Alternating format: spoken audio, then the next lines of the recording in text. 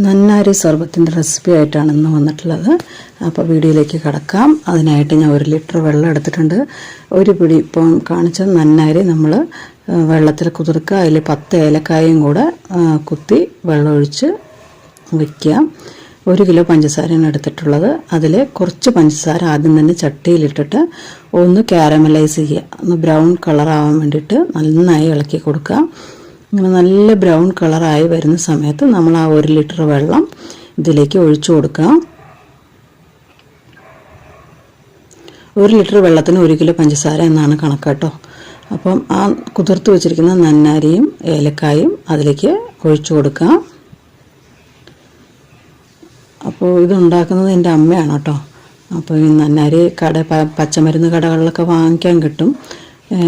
ഇതിൻ്റെ വില എനിക്കറിയില്ല. അപ്പം ഞാനിപ്പോൾ പഞ്ചസാര ആ 1 കിലോ അതിലേക്ക് ചേർത്ത് കൊടുത്തിട്ടുണ്ട്. എന്നിട്ട് നല്ലോണം അത് കുറുക്കുക. നല്ല പതഞ്ഞ് വരുമ്പോൾ ഒരു അരമൂടി നാരങ്ങ നീര് അതിലേക്ക് ഒഴിച്ചു കൊടുക്കുക.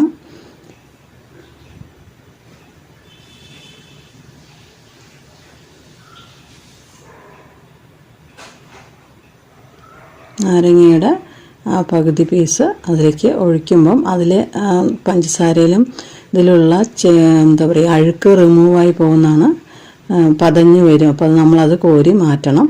പിന്നെ ഇങ്ങനെ തൊട്ട് നോക്കുമ്പോൾ ചെറുതായിട്ടൊന്ന് ഒട്ടുന്ന പരുവമാകുമ്പോൾ നമ്മളത് അരിച്ച് മാറ്റാം. അപ്പോൾ ഇത് ഉണ്ടാക്കാൻ വളരെ എളുപ്പമാണ്.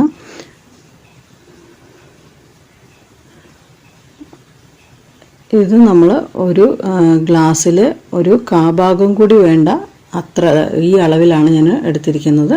അതിലേക്ക് നാരങ്ങയുടെ പകുതി നീര് ഒഴിച്ച ശേഷം വെള്ളവും ഐസും ചേർത്ത് ഇളക്കുക. നമ്മൾ ക്ഷീണിച്ച് വരുന്ന സമയത്ത് ദേഹത്തിന് നല്ല കുളിർമയായിരിക്കും. അപ്പോൾ ഇത്രയേ ഉള്ളൂ. എല്ലാവരും ട്രൈ ചെയ്യുക. Thank you.